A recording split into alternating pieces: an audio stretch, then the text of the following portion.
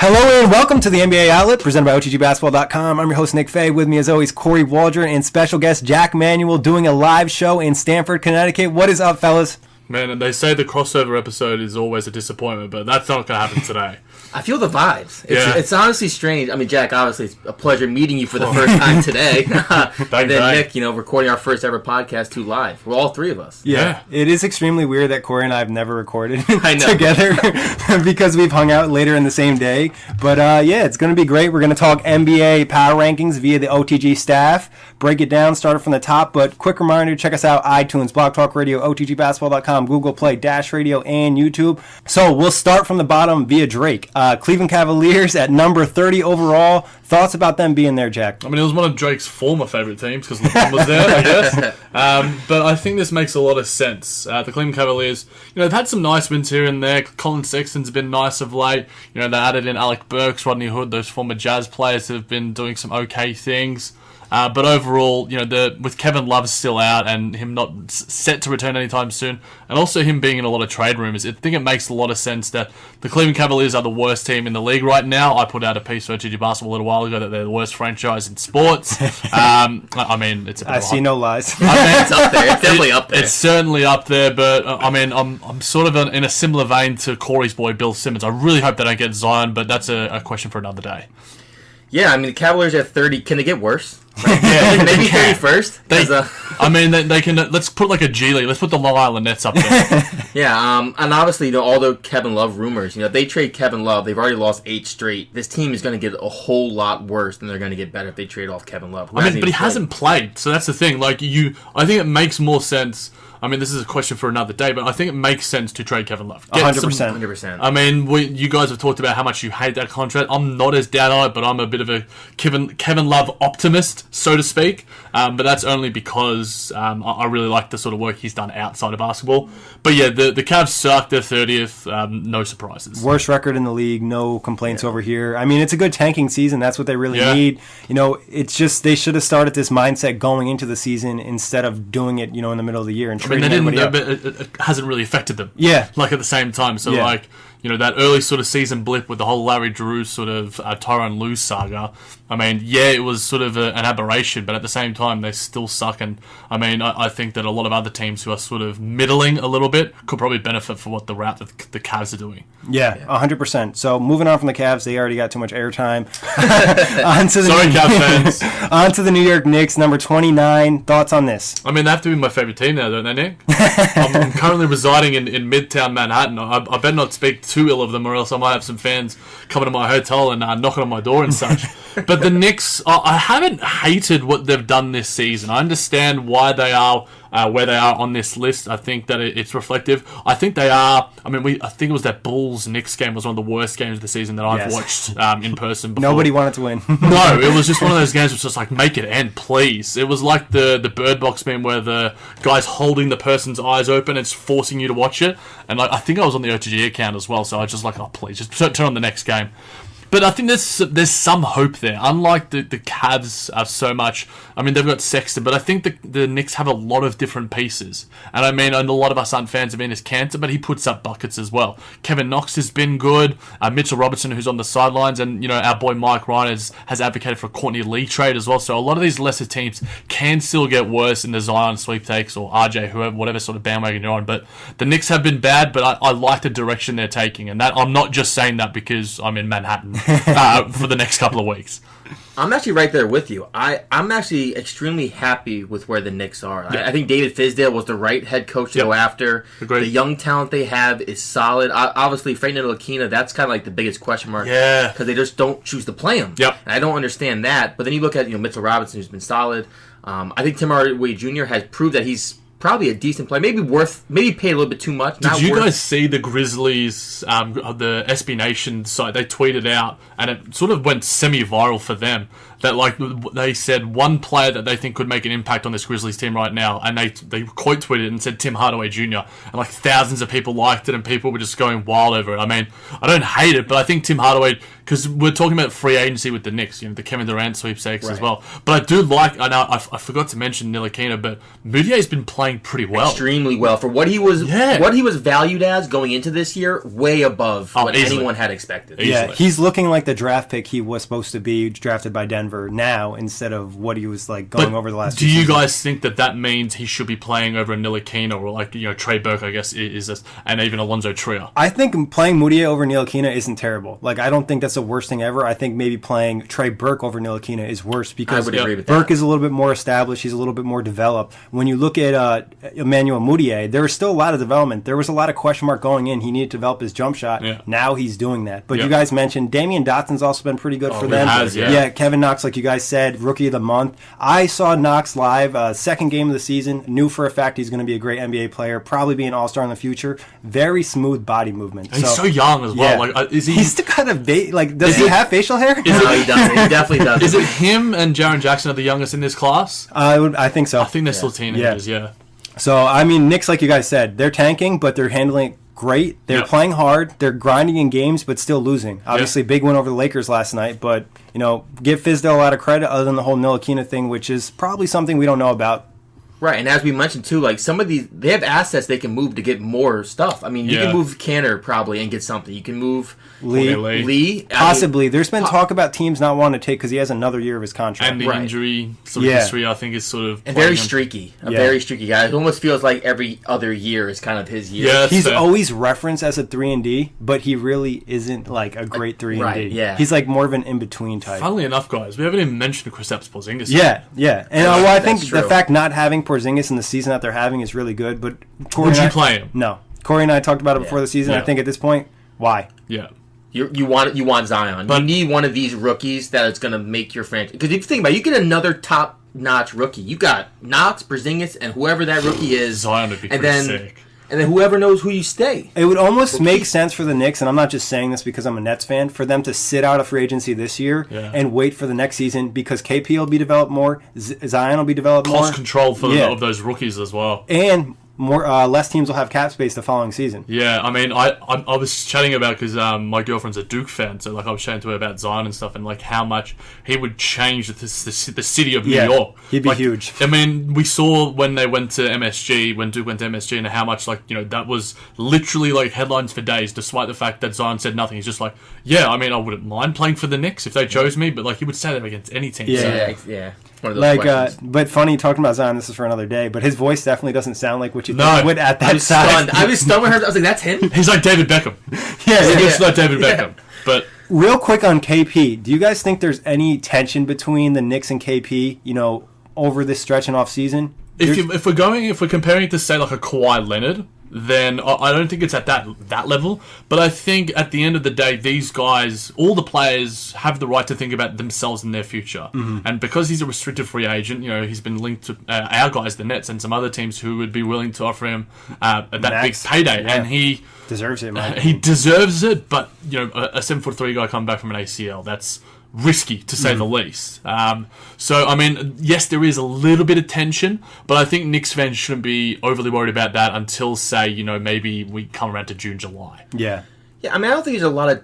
I mean, if the same brass and coach was in place, like, because obviously we know Hornacek and Porzingis didn't have a good relationship, and that ownership, I think if that was still in place, I think the tensions would be a lot higher. I think it's kind of different. I feel like the culture for the Knicks has definitely, it's not a big difference. Yeah, 180. But anytime a guy gets hurt and doesn't get the only thing I'll bring up is there was this thing about Fizdale saying, he's not sprinting, and then the day later, he posted on the Instagram. He was sprinting. Yep. And there's been a little bit of tension. I think it's more behind closed doors, and there's even been talk about him possibly signing his qualifying offer. Like Jack said, talk about this more in the offseason. Knicks getting plenty of chatter. Onto the Chicago Bulls, which easily could be the 30th ranked team in this ranking because of the off-the-court nonsense. Thoughts on the Bulls? I mean, Jim Boylan is what can you say? Trash. There aren't enough negative adjectives to describe him as an NBA coach. Telling his players to do push-ups, all these practices, bullshit. The way that they're playing, Zach Lowe's 10 things sort of really illuminated what the Bulls have been like this season, and at least under Jim Boylen. They've completely changed tack. They're playing slow basketball. They're posting up. They're not utilizing what is at their disposal. They've got a young team that can run in transition. They're not playing Wendell Carter minutes. Larry Markkinen and Zach LaVine aren't playing this sort of speedy sort of play that benefits them. And the best coaches... if you go to like a Dave Yeager, who was probably playing an outdated system, has changed completely based on his personnel. Jim Boylen, he's friends with Greg Popovich, but that doesn't make you a good coach, bro. Like, I'm over it. And I think the Bulls, out of the Cavs and the Knicks, I think if they're looking to get free agents and all this stuff, I mean, they got a couple of nice second rounders in that Justin Holiday trade. But there isn't a lot of bright lights at the end of the tunnel in Chicago. They have talent, but it's just like the whole system is just terrible. Yeah, I mean, I watched the Bulls last night. They played the Pacers, obviously, and the Pacers beat them in overtime. And honestly, it was one of probably the best Bulls performance this season. Yeah. Zach LaVine was balling out. But, Bolen's got... this is a funny comparison. So think about NFL. Yep. Everyone who comes from the Patriots, everyone goes after their coaching staff. The Spurs are the NBA version of that. That's Whenever true. there's a Spurs assistant coach, everyone's like, "Oh, we got to interview and bring this guy in." James Borrego, yep. And Bolen's the latest guy from that tree. And like you mentioned, they have a ton of young talent. We've talked about this on previous shows. I'm not sure I know who is really a part of this team long term. Who do you think is their best player in 5 years' time? Lauri Markkinen, probably. That's who I think. Yeah, well. I would agree. I think it's got to be him. Wendell has some really nice. He's probably the second. He probably be the best all-around player. Yeah, I yeah. think Markkinen- We still have to see. Horford. We have to see him develop, though. Right. Yeah, No, like 100%. the tools are all there. You see flashes every game from Wendell, but it's like, is he going to get there? Especially with his coaching staff. That's what worries me the most. The play development. Yeah, you see guys all the time. They're with a team. They go to all the players from Orlando. Yeah. Victor Oladipo, Tobias Harris, even Alfred Payton is playing better in New Orleans. He is. So I feel like it's like getting the right coach for that talent. The Bulls last in offensive rating, so not with the times.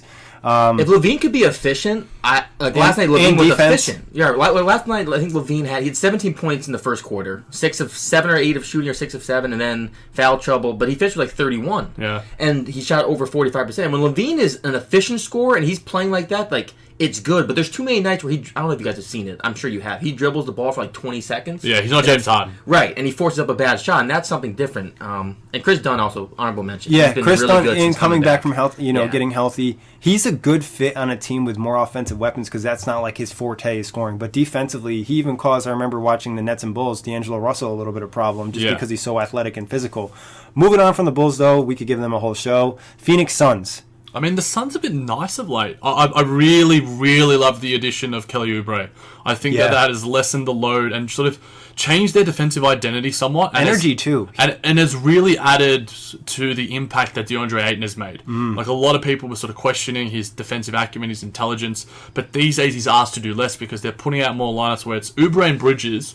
Man, that's going to be a fun lineup if they can somehow lock up Kelly Oubre long term, obviously to a manageable deal. But yet Devin Booker's been a little bit more efficient, but at the same time, they are still the Phoenix Suns. They still have Robert Sarver as their owner. So, I mean, going forward, maybe these flattened lottery odds could land them another really nice building block. But at the same time, when we get to the player power rankings, Devin Booker's gotten some really nice love. And DeAndre Ayton, I'm starting to turn around to him. I mean, he's not in the same territory as a Luka, but I think he's on the same level as a Jaren Jackson Jr. I mean, DeAndre Ayton's offense... It's insane. I mean, he's already one of the top offensive centers in the league as a rookie. I mean, the issue for him is strictly defense. And as you mentioned, I mean, what do you guys think about Point Booker? Where do you guys stand? Because, I'm personally not a fan of Devin Booker running the point, even though it's been... it's working, but when you don't have a point guard and someone's owning the playmaking, Yeah. I think it's ideal for his development as a player. Right now, because the Suns suck, they're not going to make the playoffs. Let him develop his skill set, but I think getting a good point guard in the future makes the most sense. Allow Booker to come off screens. Also, Ayton's going to benefit 100 times more. Then you have these two weapons that defenses have to worry about. Getting a good offensive point guard that can play make right now, second to last in turnover percentage. Yeah. That's right about the point guard. You know what I mean? Who's even starting right now? DeAnthony Melton. Yeah. And I like his fit logically in terms of just like looking. He's a nice defender. You know, he can hit some threes here and there, but he doesn't have the all-round skill set or the second maturity. round pick for a reason. Yeah, but long term, I think he's a piece. I think he is going to have a long career, but like I think it makes sense for the rest of this season. Like, you know, give him that sort of experience, you know, do the James Harden sort of with him. I don't think he's going to have anywhere near the ceiling of a James Harden, but it will increase his skill set, similar to Giannis, again with Jason Kidd as well. And then in the offseason, prioritize getting a freaking point guard. Yeah, and we've seen ball handlers on multiple teams really change the NBA. That's the way it's going. You're having guys that can shoot, dribble, pass, do all that. I think Devin Booker to really benefit him. And like talking about the point guard situation, they're starting Isaiah Cannon and then they cut him. Yeah. So they don't even really know what's going on. Yeah. It would make a lot of sense for them to bring in somebody young this season, or like Jack said, develop Mountain a little bit more. Yeah, and they have a couple pieces who could get moving. You know, TJ Warren has had a really good year. He's starting to get mentioned a little bit more in rumors now. I don't know what the Dragon Bender, who's kind of been a flop. Josh Johnson or Jackson. He hasn't. Josh Johnson, who's a golfer, I think. He hasn't been. That's NFL. He hasn't been too good either this year. So I mean, there are guys that the Suns could move to maybe try and get a point guard this year. I'm not saying there's a ton of options at point guard. It's one I of the think tougher Bender positions. Probably has no value in my eyes. Jackson has some value. Yeah, because he's still athletic. To a tanking team, to maybe the Bulls or the Cavs or someone else, he could develop. But like, it's definitely a flyer type of thing where there was talk about him being the best player of that draft class. Oh my god, I remember that. Has not happened. Not the case.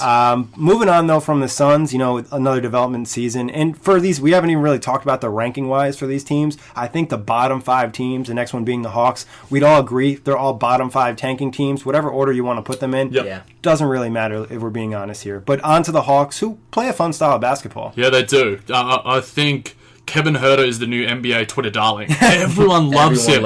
Everyone loves him. And, you know, I'm a fan of him as well. He has some really bad games and people still love him. He had 4 points last night, I think. Poor shooting night. I don't get it. Like, you know, he's been touted as the next Klay Thompson. I like him too, and I like his value. And I think he might have a sneaky appearance. I think he had a sneaky appearance on Rookie Watch for JVT once or twice as well. So I like the sort of direction that they're sort of taking. It's just whether this pans out. I mean, we're always going to be assessing Trae Young in comparison to Luka Doncic. But, I mean, I know it's Corey's boy. But I think Trae Young has proven that he is going to be an elite passer in this league. It's just whether that shot begins to fall. And, you know, if they could add a Zion Williamson, man, I think Atlanta could be one of the more fun teams to watch. I mean, they already are. And I still like Vince Carter still getting around. He's starting, isn't he? He has started some games. He's played big minutes. He's scored 20 a couple times this season. And they have assets as well. Like, John Collins, I think, has been really good. I know one of you guys mentioned on the OTG Twitter page his sort of value going forward. You know, I think it's obviously as a stretch 5. He can hit the 3-ball occasionally, but he's just not a good defender when it comes to under the rim. So there's development needed. There's a lot of talent on this roster, and I think that's probably more than can be said of some of these other teams. All right, so Trae Young is supposed to be the next Curry, and now Huerter is supposed to be the next Klay Thompson. Is this literally? No, I'm not saying that. Well, no, I'm just saying like that's an actual take that's out there. I didn't see that. That's actually for fan choice. Someone sent the topic idea is Atlanta trying to become the next Golden State. Because Travis Schlenk is from Golden State as well. Okay. I mean, there is some similarities in the style. Yes. I would agree with that. I've watched some. The caliber of the player is not going to be there. No one's, there's not going to be another Steph. There's not going to be another Klay. There's going to be somebody like them, but you're not going to become that player. Right. Now back to what the Hawks are this year. I mean, I think they're actually one of the more intriguing bad teams because they do have a guy like Trae Young. They have Huerter. John Collins, who missed the start of the year, right? He missed the first month and a half or whatever, an injury. He's back, and he hitting threes. He looks solid. I like Collins. I think Alex Len has had a really nice resurgence this year in Atlanta. Yeah. And they have pieces like Dedmon. You have Kent Bazemore. Jeremy Lin. Yeah. Those guys I don't think they'll trade Vince Carter, but Vince Carter there might be a contender who wants to bring Vince Carter. Get it to Toronto. Come on, please. It has to end there. Make it happen. Has to end there. But I'm okay with where they are. Or the Nets. I wouldn't mind that either. I do want to say, though, guys, Trae Young is not, phenomenal. What was the over-under? 7 years? I said 6. I think I said 6. Oh, 6. Okay, it's definitely above 6. He's gonna be in the NBA long term. I'll admit that. But I don't see superstar. I see a very serviceable point guard with incredible range and actually an above-average playmaker. I was wrong on the playmaker. He's an insane playmaker. But that's probably his best skill. Yes. And that's why I think... you look at guys like what he could be in terms of like a sharp shooting, like Jamal Crawford, Lou Williams. I think he's better than that because he can pass. And if you are, a capable passer, I think that elevates you above those sort of bench sort of guard pieces. Right. And actually, what's crazy about him? Watching him play, I feel like he shoots 35-foot jump shots better than he shoots any other jump shot. That's fair. That's fair. I would like to see the stats. I remember you pulled them up for Spencer not that long ago. I think, he was he was in that range. Like, he was... The farther back he is, the better he is? Yeah, almost. Like, in terms of, like, I think he's, like less than 30% on the season, but he's been better of late. I think, listening to some podcast, it's been 38% over the last couple of games. So I think it's going to be a process for him. Right. He's not going to be Damian Lillard. He's not going to be Stephen Curry, but he's going to be a good player. The ceiling... Walker? Maybe. I think he's a better passer than Kemba Walker. Yeah, but Kemba's probably more shifty. He's able to create more separation. That's why these comparisons are so hard, because I think Trae Young is a unique player and a unique beast. He has a lot of skill sets of these guys we're talking about, but that's what I think I find so intriguing about him. What is he going to be as a passer? What is he going to be as a scorer? Is he going to be a number one guy, or is he going to be a 1A, 1B? What's he's got stats? Unique hair too. Right. He does. It's an odd haircut. Unique style. He wore those shorts to the draft. Yeah. Why not? The one thing I do think about Trae Young is that, and I mentioned this is like one of my biggest issues with rookies, is his size. Yeah, so defensively he's in trouble. Right, so but also, like, who knows? I mean, Steph Curry, not that he's a big guy, Curry has put on a lot of muscle over his career. Curry is a lot stronger than you think. I remember reading an article a few years ago. They were doing deadlifts in the training facility, in the offseason. Curry was one of the top guys on the team. Yeah. Really? Yeah. Yeah, so I think for Trae it would be, how does it, and you've mentioned this before, men hit like a second growth spurt in our middle 20s. Yeah, they start to go out. Right. So Trae Young would desperately need that second growth spurt. He's just a little, and I think that will help him if he gets more size. He needs to get some like junkyard dog in him, like some of that like physical, like to really body on people to annoy them. I mean, he's like slightly bigger than an Isaiah Thomas. He's slightly less than a Stephen Curry, Damian Lillard. It's not the sort of range you want to be in if you're going to be like one of the top point guards in the league. Yeah. You look at all the today's top point guards; they're 6'3" or above. Like, I think Steph is 6'3". I think Lillard's 6'4", 6'5". So I think it's better to have that size, or else you have to make up for it in other ways, which Trae can with his shooting and passing. It's just if that's going to be consistent enough to make up for his deficiencies. It's like when you're thinking about building a championship team, you already think of like, all right, I have this mismatch with Trae Young. We're matching up with OKC. Yeah. Dude, what are we doing with Russell Westbrook? Yeah. All their players are pretty big. Or let's go, we're playing Golden State, or we're playing Boston. They have 5 guys that can dribble, drive, and shoot. Yeah. Okay, we can't hide him. I mean, it's his first season. We should probably Right. temper our sort of expectations. This isn't a future preview of the Hawks. Yeah. But this is the bottom 5 teams. Now we're starting to get into some different territory. Next up on the list is the Wizards. Sorry, Nick. Sorry, Nick. This is obviously deserving, I think. The Wiz are trash, and I think if we got Nick on right now, I think he would be probably crying. He has struggled of late. It was his birthday the other day, and I think his birthday present was a John Wall long-term injury. And John Wall happens to be his favorite player as well. He's got like all his sweaters, he's got his kicks, but he's gonna have to jump on the Bradley Beal and Thomas Satoransky bandwagon. The Wizards, I mean, everyone's advocating for this tank now. Go down that route, sort of get yourselves in the lottery or whatever. Bradley Beal's too good for that. Like, if you want to go down the tanking route, I don't think Henrik Grunfeld's going to want to do that. Scott Brooks isn't going to want to do that because it's going to affect his job status. So I think the Wizards are in this real meddling sort of NBA purgatory right now.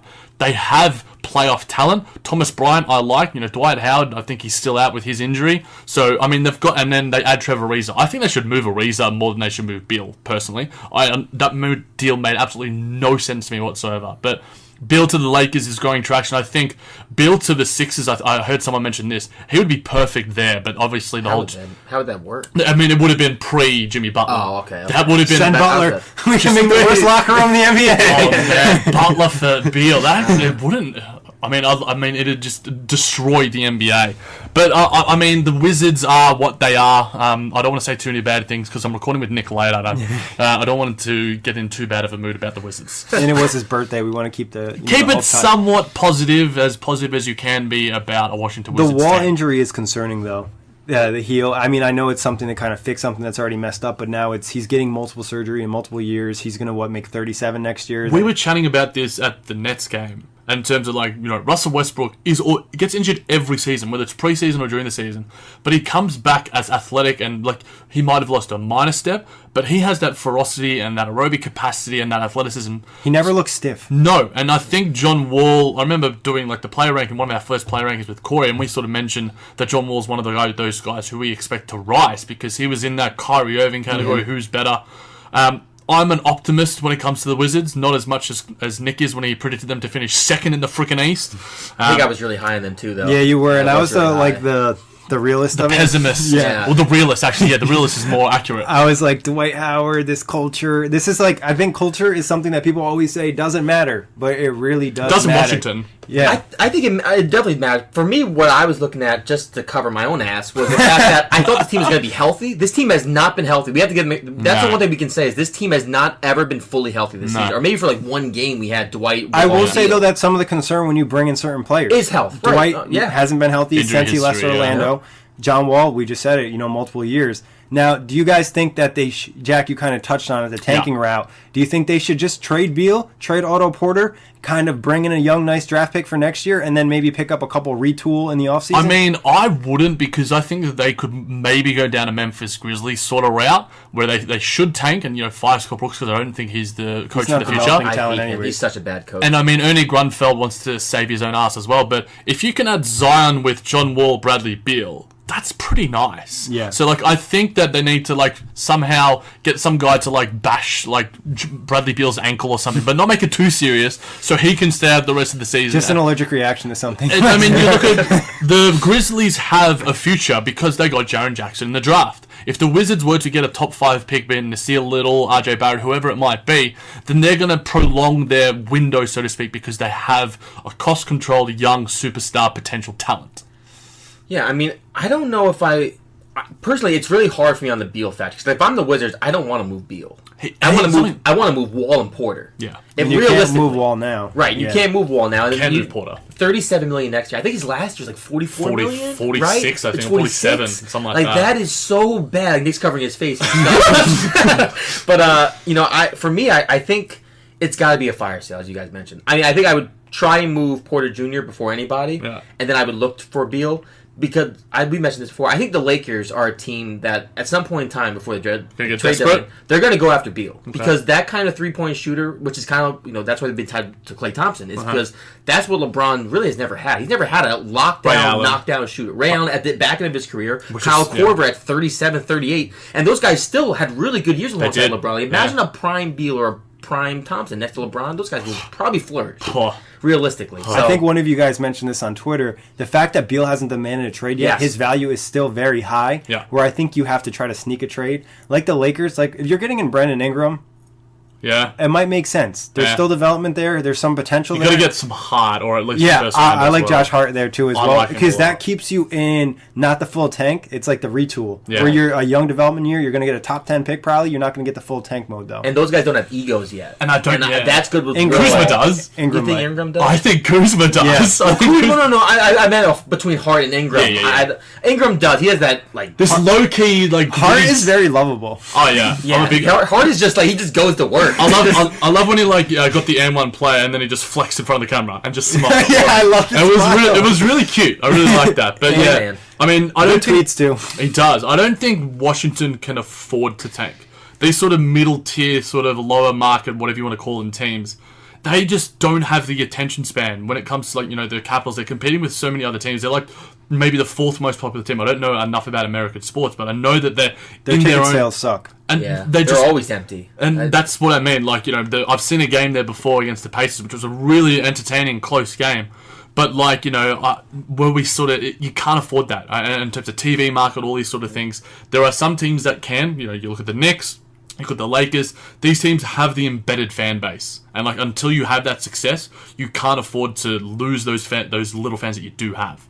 And the issue is, too, this Wizards team in the last, 2-3 years, they've done a lot more talking than their play has backed up, which doesn't help you keep fans. And I brought this up before. I honestly don't think that John Wall and Bradley Beal are ever going to win anything significant. I don't think a lot of people say the chemistry. I don't think it's necessarily the chemistry. I think it's actually style fit. Yeah. They just don't play well together, and that's nothing against them as friends or people or whatever. Yeah. I just don't think they play well. And now the Wall injury, I think, just ruined their season. They're 3.5 out of the 8 seed, but I wouldn't pick them to get. Are they too low? I think that they're better than some teams that we'll get to. I think that they're better than the next team. The Magic, I probably would move them one spot up, but it's not like I'm throwing them 2 or 3 spots up. I think I would maybe have them tied with the Magic. Yeah.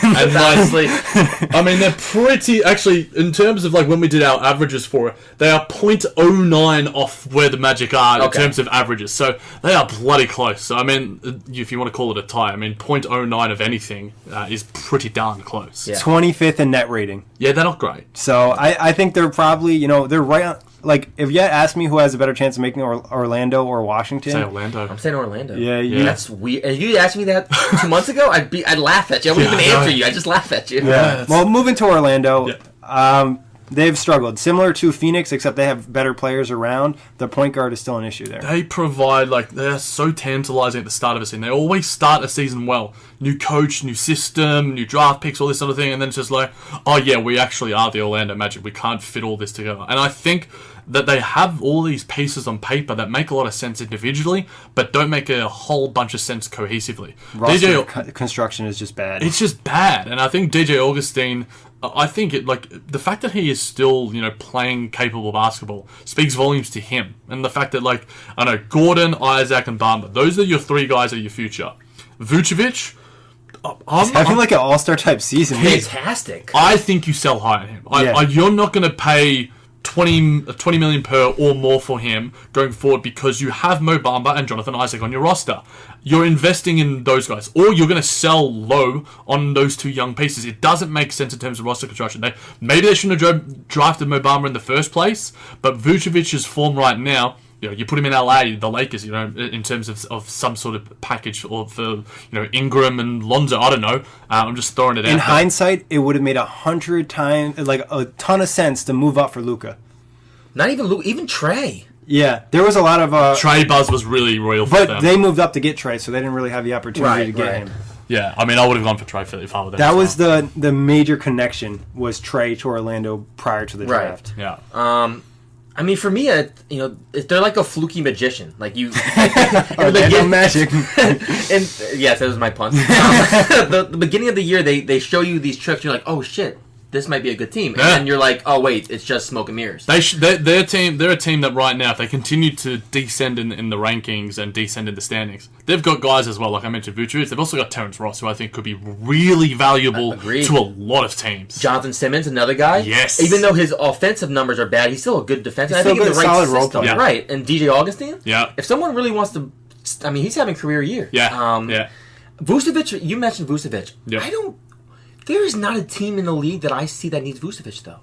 Where does he fit? That's because it's the big man dilemma in terms of, we were chatting earlier about in terms of the 6 man of the year race. Half of them are big men, but half of those guys aren't going to impact winning basketball. Whereas I think Vucevic could maybe on the Lakers in a similar, if he were to have a Brook Lopez sort of role, where it's just you jack threes for us, we want you to just stretch the floor. But I feel like that takes away his game a little bit because it does to an extent. But I think Brook Lopez was a post player his entire career. Right. I mean, you know more than any, Nick, and Kenny Atkinson just revolutionized him.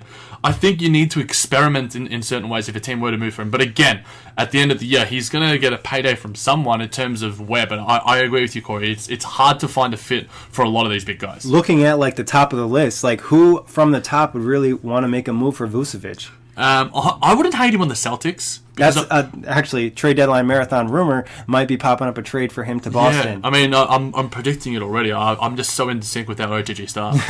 I mean, Celtics is the only one because they could hide him the best defensively. Yeah, I mean, but they got Greg Monroe last year, and not saying Vucevic is better, but you know where he'd be really good if he was in terms of the role that I was sort of talking about, the Rockets as a backup to Clint Capella.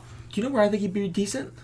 Hornets. Charlotte. Yeah, there's been ties there. That's true. I mean, Cody Zeller's, he's not anything special offensively. Yeah. He would actually give them a solid number 2 option. Give him Frank Kaminsky.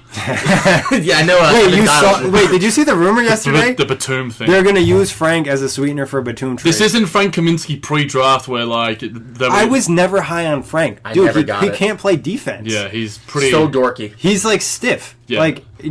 Whatever. We'll get to the Hornets. We'll get to the Hornets. So I think we all agree Orlando's pretty solid where they're at. Yeah. they should probably look to move some of the vets on the team and just move forward. But they're not going to, I don't think. I think they're like too inclined to try to make the playoffs because they've been bad for so long. Yeah. That's the vibe that I'm getting, especially with the Steve Clifford hiring. Yeah, that's what I was about to say. The Steve Clifford MO is I'm not going to play a lot of rookies. I'm going to play my vets and try and win. And that's literally Mo Bamba's only playing like 20 minutes a game. He's like has so much tantalizing upside. Him and Mitch Robinson, I love them. And Jonathan Isaac really as well. Good. I think I would love if we could make for a trade for Jonathan Isaac, Nick. I mean, we're going to get to the Nets soon enough, but he would just be so nice. I've seen fans mention it out there. Yeah. But talking Nets, extremely low on this list. Way low for me. Wait. I have them. That's not. I had them pretty low. We have the Nets coming in at number 23. I had to double check like 6 times because over the last 14 games, they're 11-3. Second best in the league. Second best in the East. League. Sorry, behind the Rockets. They've been playing great. They've beaten a lot of good teams. They've beaten the Raptors. They beat the Lakers with LeBron. They've just beat Memphis in Memphis. There's just plenty of wins. I think they're personally too low. Obviously, I'm a Nets fan. Check out the Brooklyn Buzz.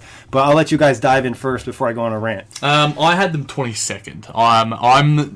I'm always the eternal pessimist when it comes to my own teams, and no matter what sport I follow, just because I don't want to be too optimistic about them and then be upset. It's a life motto. You have low expectations and then be surprised. But there are a lot of writers here who had them in that sort of range. But at the same time, I can see where people are sort of coming from. We had these votes out at the start of the week. The Nets had come off their winning streak. They were they were still hot though. They were, but I think these They're votes still a narrative. Yeah, these votes are emblematic of what the Nets are as an organization. They don't get a heap of respect. They've got a lot of nice guys in our roster. They are deep as hell, and they are in the 8th seed right now. They are in the 8th seed. So if you're going by law of averages, they're 19 and 21, then they should be around that 15 to 20 range. But at the same time, what is their ceiling this season? It's not overly high. But at the same time, they're better. I'd argue it's higher, though, if they get Karis LeVert back. It is, but I meant right now. Karis LeVert back healthy. I mean, who knows what could happen with... If you have D'Angelo, Spencer, and Karis at the same time... I mean, they've already experimented. We were talking about on the Buzz and in our Periscopes about those 3-guard lineups. 3-guard lineups with Karis LeVert, who has size and defensive acumen. Replace that with Shabazz Napier. Man, that's going to be intriguing. I can't think of a hypey enough adjective. I like... sorry, I'll let you go real quick, Corey. But I like the fact that you have guys... Jared Allen's going to get better this season. D'Angelo Russell's improving. Spencer's even improving a little bit. Your guy, Joe Harris, has been... arguably the best role player in the entire NBA this season if you're looking at what his role is. 3-point contest, ladies and gentlemen. Gotta plug it. Rodion Cruz, crazy. 40th overall pick of the draft. He's starting on the Nets, having a good impact. Just had a dunk on Jaren Jackson. But Corey, give him your spiel before. Well, I just want to know, where do you have the Nets 22nd? Yes, where do you have So if I'm looking at this list... I have them above the Pistons. I have them above the Timberwolves. I have them above the Pelicans. I probably have them above the Hornets and right around the same level as the Mavs. The Mavs have been struggling lately, so you can make the argument. Late teens, early 20s. Yeah, I would probably have them in the top 20 for sure. Okay. So I have them 18th. Yeah. I think this is a top 20 team, especially after this last stretch. I mean, obviously, if you keyword team. Right. Exactly, and that's something for me. I'm a Pacers fan. I enjoy team basketball. Teams that have to play as a unit. We've to win compared basketball. them often on the Buzz. Yeah. I have as well. And this Nets, obviously, some people may have made this. I don't know. They've been in this win streak since we put out the rankings, so everyone knew the Nets were on this hot streak. Yep. And you just look at some of the teams. They beat the Pelicans just now. You guys were both at that game, of course. And I think people may think, Pelicans have Anthony Davis. Oh, they got to be better than the Nets. Yes. Yeah. The Jazz have Donovan Mitchell. Oh, they got to be better than the Nets. Yeah. Luka Doncic and the Nets. Oh, they got, and that's, look at the recent play. I mean, the Nets are beating good teams, and even when they were losing games, as you guys have mentioned, they were losing close, tight games. Yeah. They really haven't been getting blown out at any stretch of this last. In games they were getting blown out, they almost come back and not maybe win, but at least put pressure on the other team. Yeah, and now they're in the playoff, or they're racking as a playoff seed right now. Yeah, they're technically 8th right now if the playoffs started today. And you can make an argument that this team can even take a step further because they don't even have their best player. Yeah. Karis LeVert isn't on the floor right now. Yeah, I know. It's pretty stunning, and I think to an extent, not to say that it's a blessing in disguise, but it has benefited D'Angelo so much. His play of late. Spencer too, I think. And I think Spencer as well, but I think Spencer has bought into that 6-man role. Yeah. And again, I haven't mentioned it on the outlet before, so I'll say it again. I predicted him as a 6-man of the year contender in September. Yeah. But I think D'Angelo right now is playing probably the best basketball of his career. And I think his consistency, and I think the floor he's starting to bridge between his ceiling, which we've mentioned at length on the Buzz, but seeing him live as well, and some of those passes, like, he is becoming an elite passer. He's a lot smoother in person than man, he's so smooth. Just silky. Just everything is just like, oh, yeah, I'm not trying, bro. Yeah. Need to get one of those dry fit tees soon enough. Take me to Medel's after this one. But, yeah, pretty much you guys nailed it. I think the Nets deserve to be higher. They're a top 20 team in my eyes. Team basketball, offensively, they play great style. Offensive rating, they've been around top 15 to top 10 all year. Yeah. During this latest stretch, three-point shooting has just been dangerous. They're getting guys healthy. We didn't even mention Amari Carroll, who's playing great lately. Yeah, last 5 games. And just there's a lot of good players on this basketball team that Kenny Atkinson has a lot of options. Not even fully healthy. No Allen Crabbe, no Rondé, no Karis LeVert. Trevion Graham just played his first game last night. There's tools on this team for them to really be good in the regular season. Come playoff time, different story. But right now, I think they're a better overall team than at least 10 teams in the NBA. And their depth is very good. Yeah. I remember I happened on the Brooklyn Buzz the other day, and we watched. They played the Bucks. Yeah. And it was the game that Shabazz had like 30 They off the rested bench. D'Lo, they rested Ed Davis, and they had 3 guys injured. And they almost lost the game. They came back. And they had a close game. And that's something, too. Like, not a lot of teams, that we've mentioned, at least the teams underneath them, their depth is terrible. And even some of the teams above the Nets, they don't have the kind of depth. Pelicans, we saw firsthand. As soon as they put that bench unit in, game was 55 points to 5 in terms of bench units. Was that really the bench? The bench Are you difference. shitting me? Yeah. They had That's 5. disgusting. They had 5. Who had the 5? I think it was like... Tell me if it's Okafor. he might have scored, did he? No, I don't think Okafor played that game. No, I didn't. I know you said like Solomon Hill didn't even take a shot. Yeah. I think Frank Jackson might have scored once, and I think Tim Frazier might have scored once. He was in decent minutes. Yeah. I mean, and then looking at teams above them, they have more depth than the Pistons. Probably the Timberwolves is close. The Mavericks, the Hornets are really tough right now. I would call the Nets right now a poor-ish version of the Clippers and a poor man's Pacers because they're similar in the way that they have incredible depth, but they don't have... Well, I mean, the Pacers have their superstar, but the Nets have budding sort of stars, and like, Jared Allen, thank you next. Who's going to be next on the list? Watch out because he is a walking highlight, and he's dunking with ferocity now, ladies and gentlemen. So defenders be aware. He got bored blocking out superstars. So he wants to start dunking now. And for that person that told me he couldn't block KP, we'll see soon enough. Yeah, don't worry about that. But so we all agree the Nets are too low here. They should probably be up a little bit more, especially off recent play. Obviously, it could change real quick. But on to the next team, Detroit Pistons, a team that's really been struggling of late. I think they just dropped out of the playoff race. That's who the Nets just jumped. Yeah, I mean, Blake Griffin might be spending a bit too much time on the iPads arguing with the referees, but that was funny. That was funny. I've never seen that before. I mean, I don't think it's Blake's problem necessarily. I think we sort of talk about depth when it comes to these sort of fringe playoff teams, and they lack that. They need to sort of, these guys like Luke Kennard and Jackson sort of to really step up because Blake Griffin, despite maybe having a career year or near a career year, you can't rely on Blake Griffin alone to drag you to a playoffs. He's not a Stephen Curry, a LeBron James and Anthony Davis, and James Harden. He can't drag you by himself. Andre Drummond, we just had a really nice piece by Jorge Cantor in the Mythbusters series in terms of analysing his defense. I don't think... he's one of the best sort of empty numbers guys in the NBA. He's a great rebounder, but I don't value what he brings to a team. And, if I was to have a center, I would prefer to have guys who might be less talented offensively, like maybe like a Miles Turner or a Jared Allen, but they can impact defensively because that's what I want my center to do. So, I mean, the Pistons are what they are. I mean, I think that they're going to be in a nice little battle for that 6 to 8 seed with the Hornets and with the Nets. I think that's going to be fun to watch. And I think if you have Blake performing and having some of his stud nights, like he was in the MVP conversation the first couple of weeks. He scored that 50 against Boston. It was insane what he was doing, and I think he can get that back. So it'll be interesting to see how the last half of the season goes with them. I mean, Blake Griffin's numbers, even though he's come back down there a little bit, they're still phenomenal. Those shooting splits, I mean, he's hitting pull-up threes. Yeah. Consistently. He's like, you need to guard him at the line. Exactly. You can't stag off him anymore. Yeah. And you make a great point about Andre Drummond. I don't think Andre Drummond can be your second best player in your team. No. Win a title. I think he can be your fourth. I think that's like his... Right. Maybe third if you have 2 really good... stars, Chris Paul and James Harden at their best. Yeah. So, that's a big issue for them. And really, the issue for me with Pistons, you mentioned the bench. The bench is dreadful. Mm-hmm. There's just no offense. Yeah. Reggie Jackson is an absolute shell of himself. He is. He is nothing like the guy he was his first year in Detroit or that the last year in Detroit. He was averaging 20 and 10 after. He was phenomenal. Yeah, he was great. It looked like it was like, wow, this guy. I wish OKC kept him. Mm-hmm. Almost was kind of like the narrative. Yeah. And, almost a net. Yeah. And his shoots, but he thinks he's shooting like 38 and 32. Like they're not good. And it's kind of the issue we talked about with like the Suns and the Magic.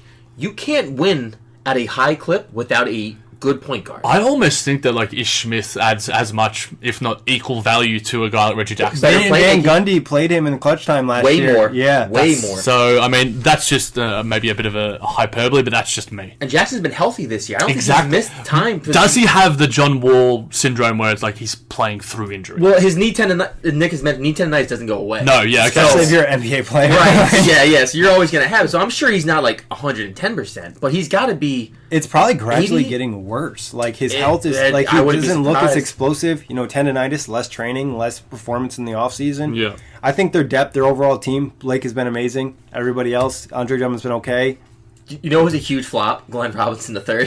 Yeah. Absolute flop. Another injury. My hope team is going to be flop. I was high on him. Our guy Last Jackson on the Detroit Pistons preview pod, high on him. We thought he was going to be the guy. Another injury thing, though, I think as well. I think health is so important to any teams in the NBA, and if you're not healthy and you don't have the depth, then you're going to suffer. Whereas the Nets have gone through some injuries, and not to just keep comparing to the Nets, performance team shout out too. Even Clippers, even Pacers. Pacers had Oladipo out for an extended period, and yet they played just as well, if not better, without him. So if you have the depth at your disposal, I mean, the regular season is where it counts the most. So you want to set yourself up for a nice push, and then you can sort of shorten the rotation. But depth should not be underrated in today's NBA. 100%. Especially even with them changing the schedule, you're still sometimes playing 3 games in 4 nights. Yeah. There's nothing you can really. And this do. is going to be a team. I think it's going to be desperately looking to make a move. I would almost guarantee they'll make a trade at the deadline because they're not going to tank. They have Blake's contract. Oh yeah, so they're doing something. They're going to do something. They were a candidate for that John Wall contract, but that's not going to happen now. Maybe knows? Otto Porter possibility. Yeah, Damari Carroll. These sort of wingy sort of types. We'll have to wait and see. They need something. They need probably more than they can afford. That's going to be the problem for them. That's true. Definitely. Minnesota Timberwolves, though, another team in the West, had a hot streak a little bit after the Jimmy Butler trade. Now, injuries. Yeah, and just not a great vibe over there. Yeah, I mean, you have this sort of... It's like sort of... The Jimmy Butler leaving is sort of like when a team fires a coach and gets that sort of spark. Yeah. And you sort of want to play, you sort of want to make a point. That was sort of what was happening. I think Karl Anthony Towns is having a very underrated good season. He is tremendously talented, and I think Post-Butler. I mean, post-Butler, obviously, we were going to see that. But he has been good to above average to good defensively as well. And I think that's probably not been spoken enough about, but I guess that's what happens when your team suffers. But I love Robert Covington, but he's injured. Dario Saric... It's almost like that both teams have gotten worse after the trade. Yeah. Like, they had that little bump. The Sixers had that little bump where Jimmy Butler hit a few... Game winners, It felt like everything was changing. And then it's just like, well, what do the Sixers need right now? They probably need Robert Covington and Dario Saric on their team. And what do the Timberwolves need right now? If they want to make the playoffs, they need another star. But Andrew Wiggins, I think, is probably the number one thing going forward for this Timberwolves team. What is he? I know Corey's mentioned before that like he at times it looks like a star, but at times it looks like he doesn't belong in this league. I mean, it's a bit of a hot take, but at the same time, when you're forgetting your jersey to an NBA game, like, come on, bro. Like, that's the number one thing. You put on a jersey, you tuck it into your shorts. Wait, you didn't see this? What the fuck? He came in at halftime and he took off his warm-up. He didn't have his jersey on. Are you shitting me? I don't even know why you take your jersey off. I mean, Andrew Wiggins at his best is like, Maple Jordan. That's the nickname. I think that is, way too high of a compliment for a guy who has shown essentially nothing in his short NBA career so far. And I think his best year was his rookie year, probably. And I think as well, unless he develops into what he has in terms of his talent, in terms of being a decent three-point shooter and having the athletic ability to be a really good defender, then this contract could be like, similar to like an Otto Porter sort of type where it's like a shitty contract and no one's really going to want that, despite the fact that he has all this tantalizing upside. The Wiggins contract? What is it, Nick? So we got 25 at this year, 25 next year, 27, and then 29, and then 31 in 2022. I mean, if you're projecting, like, Andrew Wiggins has to get better. Like, surely. Just by... Has he gotten better is the real question over the last 2 years. No. He's honestly... He's had these slight jumps, and then it feels like he gets back to where he was at. Yeah, he does. He might, like... It's almost like he's taking 3 steps forward, 4 steps back, 4 steps forward. He's the shitty boyfriend of the NBA where he like does just enough for you to like want to like stay with him and like be a fan of him. I've given up on Andrew Wiggins. I've already said that. I even like low key subliminally did him last year, and I said that he's probably a salary dump moving forward. Taking apart contracts, I think this is a decent enough comparison. Who would you rather have going forward in terms of Ingram and Wiggins? Like they're both similar. Ingram. I would have Ingram. Okay, fair. Also, Ingram looks like he gives a fuck. Yeah, Wiggins does not look like he cares often. Yeah, and actually, Ingram can pass too. Yes, underrated. Yeah, I like his playmate. And Wiggins probably averages like 2 assists on his career. I mean, but at the same time, he has the potential, and we saw last season when he was running the floor quite a bit. I think as well, despite the jersey thing, when he was taking that shot at the free throw line, the memes went crazy, where like he was shooting the free throw to tie or win the game, and then he just closed his eyes, and it's just like that sums up Andrew Wiggins' career in a nutshell. And for those that haven't seen it, check it out. We've probably got an OTG basketball somewhere. Yeah, I mean, so I'm thinking about like Wiggins. Like I was a fan of Wiggins when he played at Kansas. Oh yeah, you can't not be. And honestly, though, if you look at how he was in Kansas, very similar to how he is now. What I mean by that is, he would have a phenomenal game. The next game, he'd have 4 points. He'd be like, "Where the hell are you?" Yeah. And even this year, I mean, just the other night against the Celtics, I want to say, he had over 30 points. Yeah. Towns only had 4 points at halftime. He finished with like 33, and you think, okay, in these kind of instances, that's what you want to see. Yes. But there's too many nights where you forget Wiggins is even on the team almost. Well, look at it this way. Wiggins has already played 5 years in the NBA.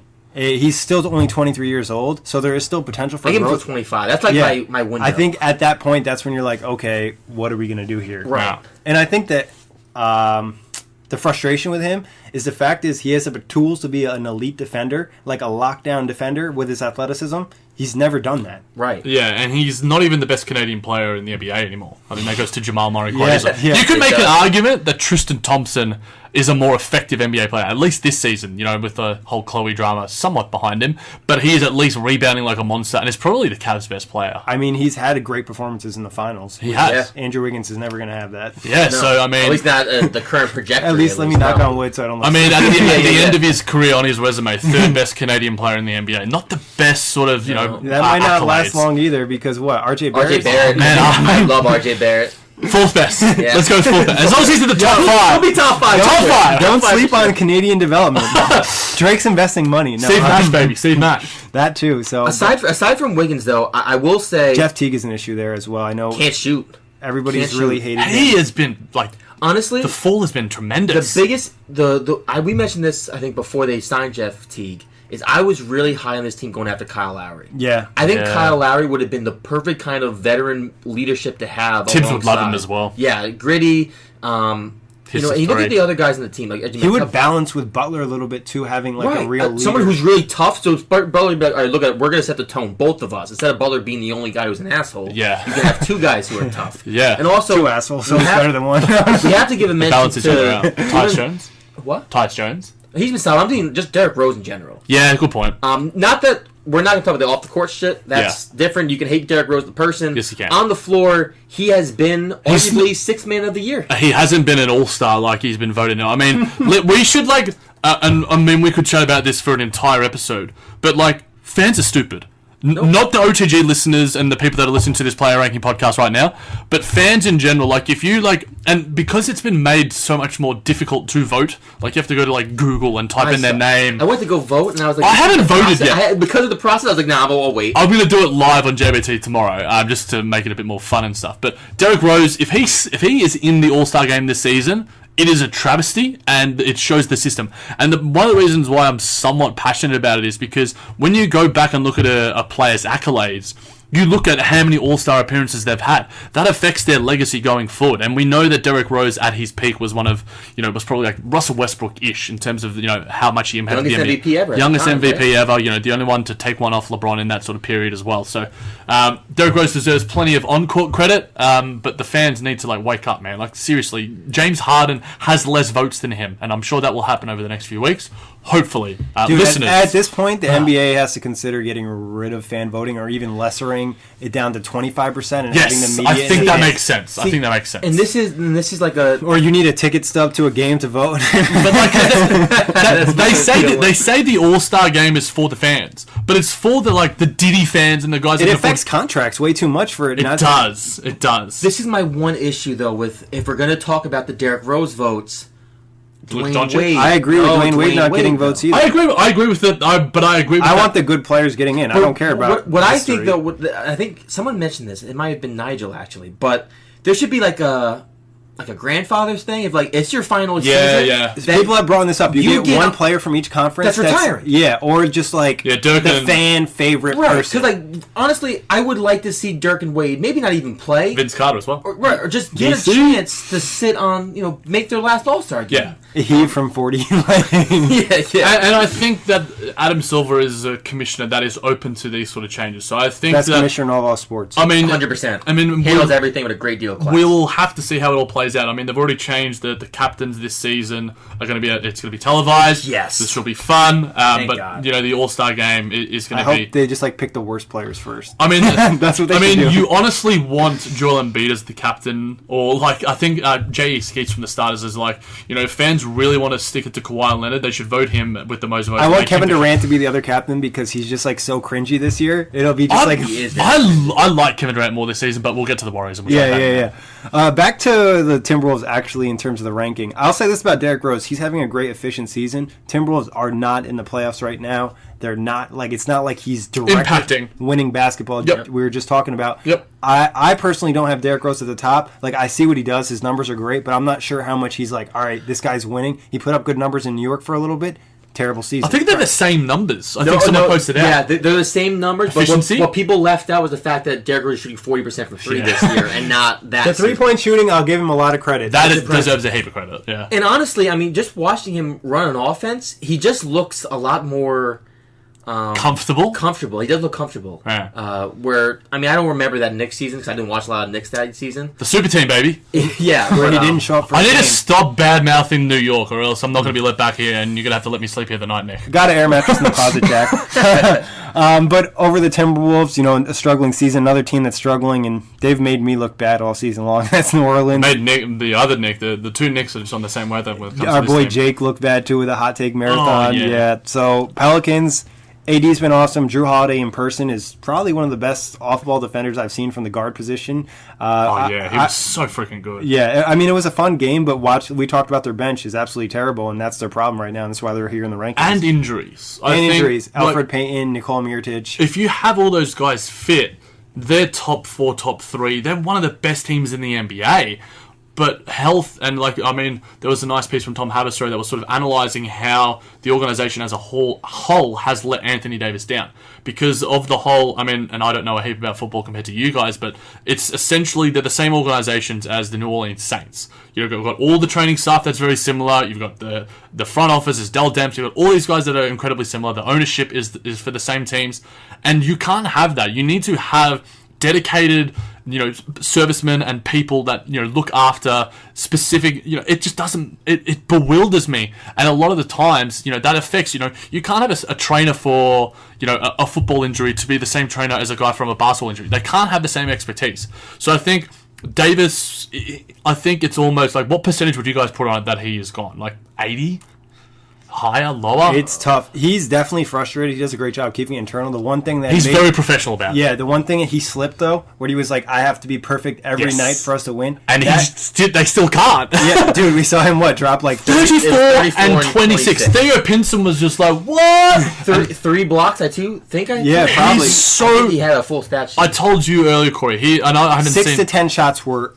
Maybe 5 other players in the league. I haven't seen a lot of NBA games, having been to America probably 6 or 7 times. But he's the best player I've ever seen live. Second best is Paul George. I haven't seen LeBron and that. But he and Corey and I were having this conversation about is he the most talented power forward center of all time? Bill Simmons had mentioned on his podcast that he said the greatest power forward of all time was Anthony Davis. And I mentioned, I think that's a little bit premature. Yeah. Talent-wise, yes. That's what we said. Trajectory-wise, yes. It's also developing, and I still think there's some minor issues with Anthony Davis at points that he still needs to fix. He still has plenty of time, though. What, he's 25? Yeah. It's ridiculous how good he's going to be. He's been good for a long time in the league. And he's only going to get better. He's never played with a true elite point guard. Rajon Rondo last year, obviously not in his prime. And we saw how that affected them. They absolutely destroyed the Blazers. Yeah. It would be a fun duo, Dame and AD. Oh, it'd be insane.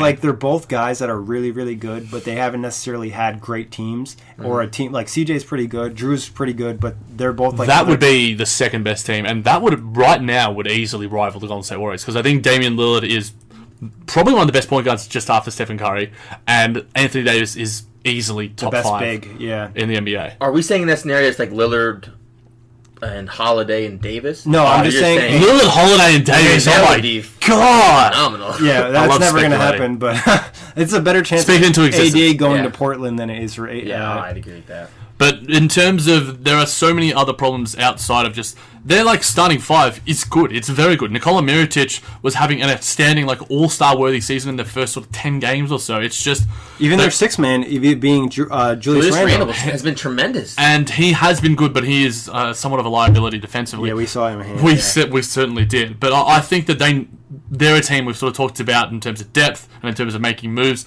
They need to make moves if they have any hope for traded their first round pick the last 2 seasons for a player, and it's worked out well. I think that has worked out well for both parties. I think they need to do the same thing. I don't know who it's for, Otto Porter, but he's going to be the guy that comes up quite a bit. Yeah. They need a wing. They need a guard. It's another one of those teams too that they made the mistake when they had all that money to sign Solomon Hill, that deal, and he has not been worth 0 points, 0 shots. He's been bad. He's been really he dealt with an injury. Did he tear his Achilles? Was hamstring? Tore his hamstring, which is maybe even worse than tearing his Achilles. What was the percentage you guys gave? By the way, I got 80. Yeah, I avoided the question. I kind of glazed over. I'm making you guys say it. If I say 80%, I'm saying. Am I talking about him being moved this year? No. Or in the offseason? You're saying him leaving in general? Yeah, he's gone. I'd say 100%. Okay, cool. I think, and this is not a shout. I know a slight. Westbrook made a comment that small markets don't exist. They exist. All right, money is money, and the Pelicans are a small market. And realistically, he's going to come into the same thing that Paul George came into. Yeah. Whereas if you're not winning, you're just going to grow frustrated. Yeah. You're going to grow tired of it. Yeah. And he said that he wants his legacy more than money. Right. I don't necessarily agree with that. I think get your money, AD. I do think this, though. The small market, big market thing, I always thought this was a real thing. If I take less money and play in New York, or I take less money and I play in California, I'm going to make up the money in endorsement deals. Yeah. There's going to be 100 times more endorsement deals if I'm in New York City than if I'm playing in New Orleans. Yeah, well, that's for what sure. LeBron, when he took that pay cut in Miami, he wasn't losing that much But money. LeBron has a lifetime $1 billion contract with Nike. And AD's that kind of player. He can be in the right market. But at the same time, I don't think he has, and might be a little bit of slight, I don't think he has the marketability. I think that's part of playing of New Orleans, though, because we don't get to see a ton of AD. But look at Russell. You talked about markets. Russell Westbrook's one of the most marketable players in the NBA, and in terms of votes, Kawhi Leonard is still getting an insane amount of votes with the All Stars. The only thing I'd say though is those teams have had way more success than Anthony Davis has ever had. Westbrook and Durant were on the biggest stages, but OKC has an amazing fan base for a small market. Yes, true. I think that there are a lot more. That is true. They're a lot more dedicated than. This guest needs to get out of here. I think we know she's a bit up. She must be a Pelicans fan. She's like Anthony Davis to Brooklyn. Oh, I heard you, Andy. Good point. I think he's most likely to leave. I had to put a percentage on it. I think 80 is a good number because something about AD, he does have loyalty in him. Yeah. And if they do have a great playoff series, but I think he does want to win a championship. Yes. If I'm New Orleans, I'd probably move him off. He's a free agent, not this year, the year after, right? Yeah. I think if they don't make the playoffs this year, then he's gone. Yeah. I would move him. I don't think he'll sign them to Supermax. It just doesn't really make sense. Well, if Kawhi didn't, then what would it lure him to? And he can make back that money. And we've sort of talked about, in terms of if he re-signs with a new team, he can do these 3+1s that sort of KD has done. And he gets basically not even $10 million off that. So it's $10 million. I mean, it's a lot of money. But to a guy who's going to make hundreds of millions of dollars. And I truly believe that if he was in New York or California, he's making up that money. Even Boston to an extent. The options that you have with just so many different avenues, especially just California being with movies being the brow, I think they could market that. He's kept it, too, for a reason. So That's true. It's not and he also doesn't come off as an asshole. No. Which I think he seems very humble. Because him and Cousins had a lot of It was a fire and ice. Right. They had like a lot of videos put out like of them like interacting. Yeah. And you can tell that Anthony Davis is just like a chill dude. Cool Like, dude. I would like to sit down and have a conversation with Davis. He's one of those like guys. I'm interested in him as a person. But I want to know more about him, and that's why I think going to a new market, like you mentioned, Nick, will allow us to see Anthony Davis, the person, which I think is something really intriguing. Pelican fans already turned off the show. So sorry, guys. We could talk top 3 before we get into the next team. I'm really intrigued with AD talk, obviously. Top 3 destinations if he does leave. Lakers, Boston, and then I don't know. I want to hear your guys' thoughts, so then I can sort of think about Jack, you made us put the pressure on with the Lakers, Boston, and let's go Clippers.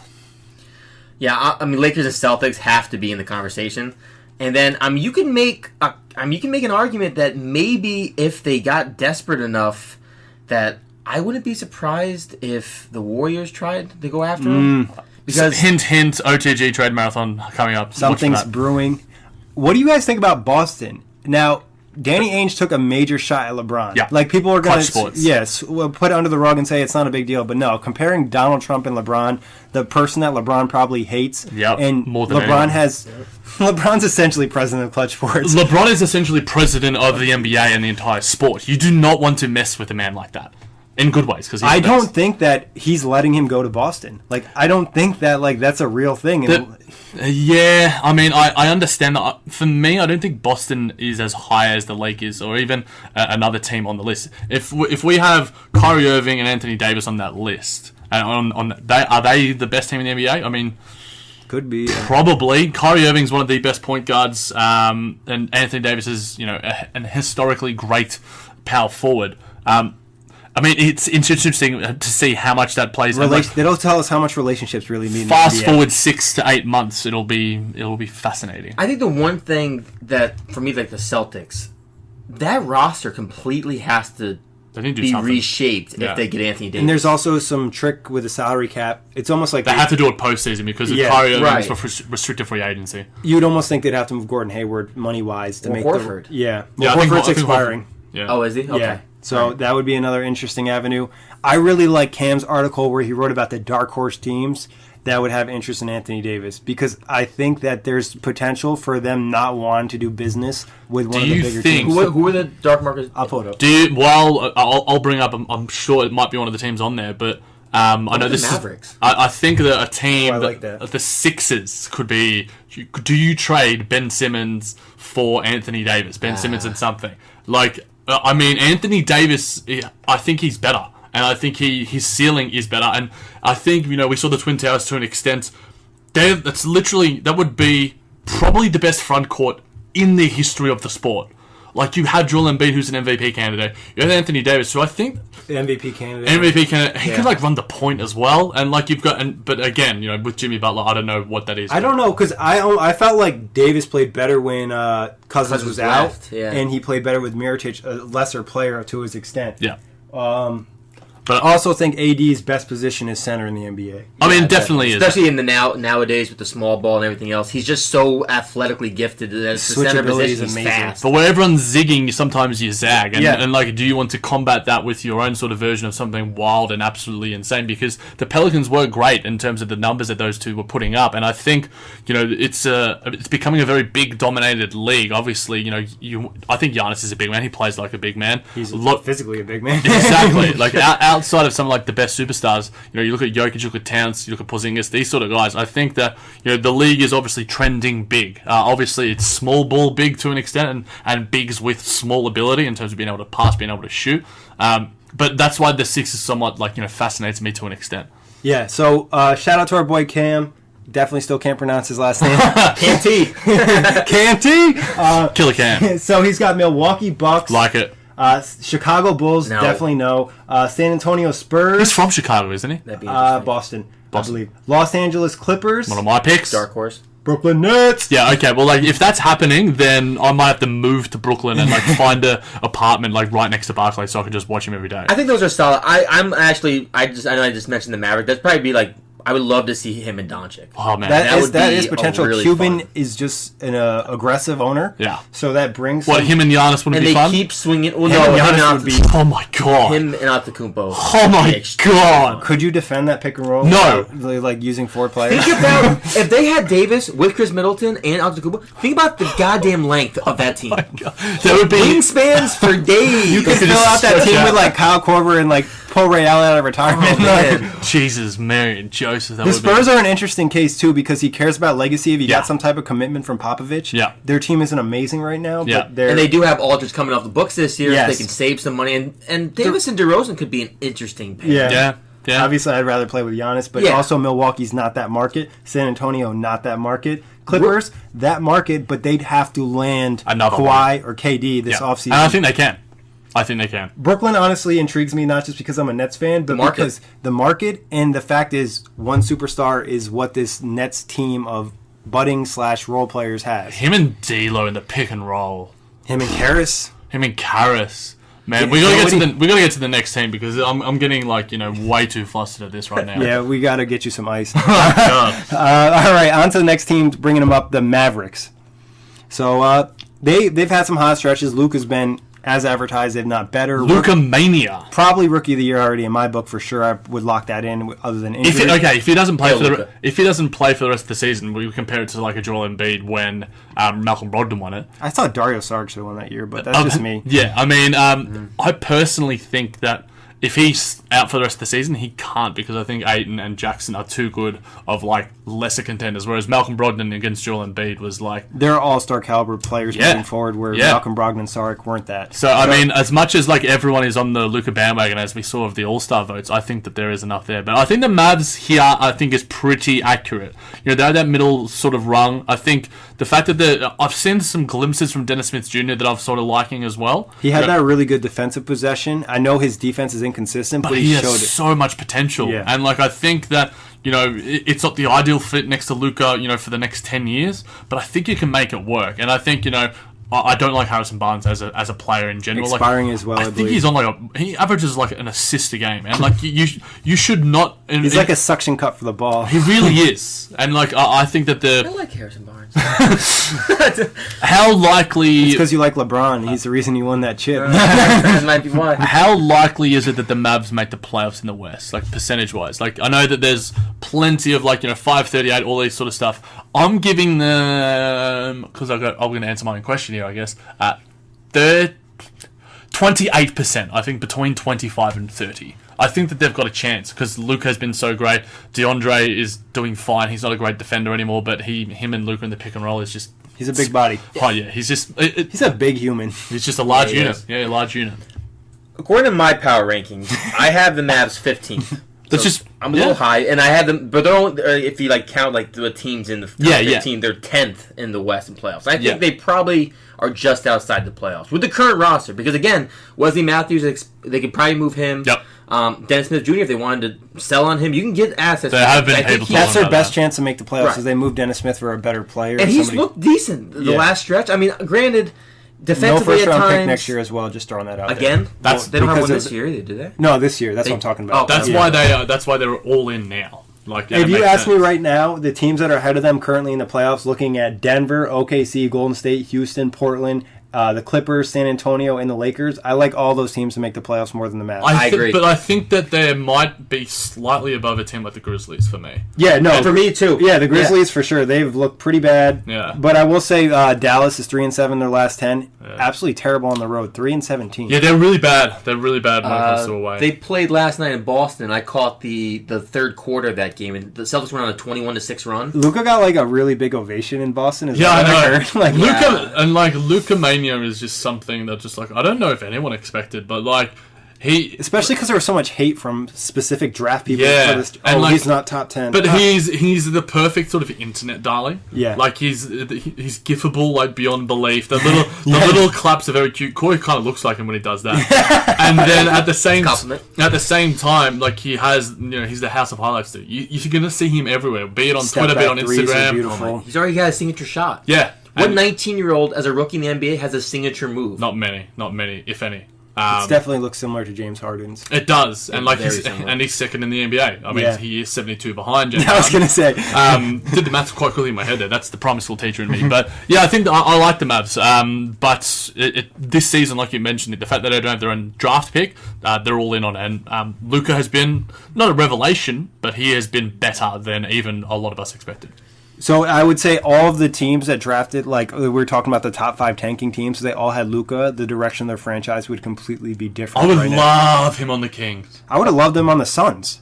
Higher. I think they're all 5 spots higher, probably. They're not bottom teams. I mean, the Cavs, the Knicks are probably still pretty bad because they're more so into tanking. And the Bulls maybe could be better depending on what's going on. The Suns, Devin Booker having a point guard. That'd be amazing. Ayton wouldn't be there. Igor Kokoshkov's system as well. And he coached him internationally. He did in Slovenia. I was super surprised they did not take him. Yep. Atlanta, with that style of play, that would have been very enticing. But Kings, man. The Kings. I just love the Kings fit, but again. Orlando would have been... Orlando would have been They could have used him desperately for that playmaking. Aaron Gordon... Isaac, oops. Vucevic would have been used slightly better. I think, I'm okay. I wouldn't have said the Kings. I'm okay with how the Kings did because... But De'Aaron Fox and Luka Doncic together. I don't think they can coexist. I think that was the big question. I don't think they could have. All right, that's fair. Because De'Aaron Fox, if you watch the Kings game, De'Aaron Fox has the ball in his hands a lot of the time. Granted, Bogdanovich is kind of like their offensive spark plug off the bench, but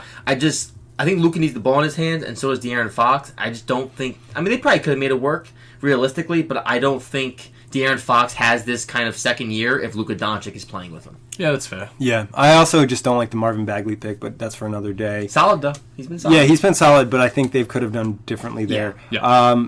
So over the Mavs, they've been kind of struggling. It'll be interesting to see what they do over the next month leading up to the trade deadline. Obviously, no pick, so be kind of concerning. Charlotte Hornets... Up next in the ranking, obviously, Zeller, what is he at, 4 to 6 weeks. Yep. Lamb with the hamstring strain, something that he'll come back from, but it'll probably be lingering. Not super promising over their last 10 either. No, not at all. And I think Kemba has come back down to earth a little bit. He was more pressure than what we saw. The Nets, they were putting out a zone that was strictly on Kemba. It was, you very rarely see that. And I think that's all you have to do if you're versing the Hornets these days. Just stop Kemba. Just double him. Especially no Lamb.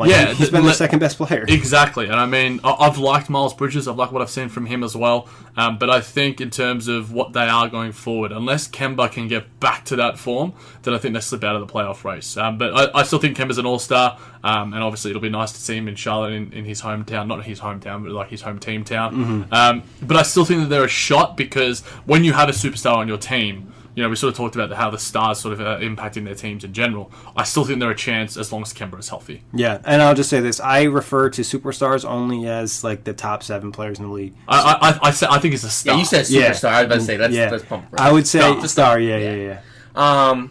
Yeah, I mean, Jeremy Lamb being out and Cody Zeller, that hurts this team. They're both very good players that you just don't think about because they play in Charlotte. Yeah, like they're starters on a lot of teams in the league. Jeremy Lamb took a while to develop, but it was worth it because... Yeah, he's been good. I don't know the exact stats, but I'm pretty sure only 3 players on the Hornets average over 10 points. Yeah. And it's Kemba Walker, Jeremy Lamb, and I want to say Marvin Williams. Probably. Yeah. But if it's not Marvin Williams, it might be Malik Monk. It's definitely Michael Kidd-Gilchrist. It's definitely not him. I want to say it's Kemba, Jeremy Lamb, and Malik Monk are the only 3 Hornets that are averaging double digits. And then Marvin Williams and Batum, all those guys are averaging like 9.8 or whatever. Yeah. Jeremy Lamb missing time is probably like the worst thing that could happen to this Hornets You team. really need a guy like Malik Monk to step up right now. Kemba at 25, Jeremy Lamb at 15, Monk at 10, and then Marvin Williams at 9.8. And Tony Parker at 9.4, and Zeller at 9.3. Tony P's been alright. He's been solid. He's been 100 times better, and that's something I was completely wrong about. Yeah. But good for him. They desperately have lacked backup point guard play for Kemba Walker to get some rest, and they finally have. He plays good with him on the floor as well because it lets him when we were speaking to some of our guys with sports hosts, these really friendly French fellows, Charles and Christoph, and they're like, Tony P is like, an absolute stud over there in France. He's like their MJ. Yeah. Oh, really? Yeah. I wouldn't be surprised. He's got all those rings from San Antonio. And he's quite a handsome man. He dated Eva Longoria. He cheated on him. He is a scumbag. Idiot. I don't personally think he's good looking, so I was surprised that he was... Have you heard his rap songs? Oh my god, that changed my life. God. Oh god. Just don't. Alright, but on the Hornets level, it's going to be tough. They're going to make a move, probably, I would assume. MJ is not about that tanking-ish. Can we get traded?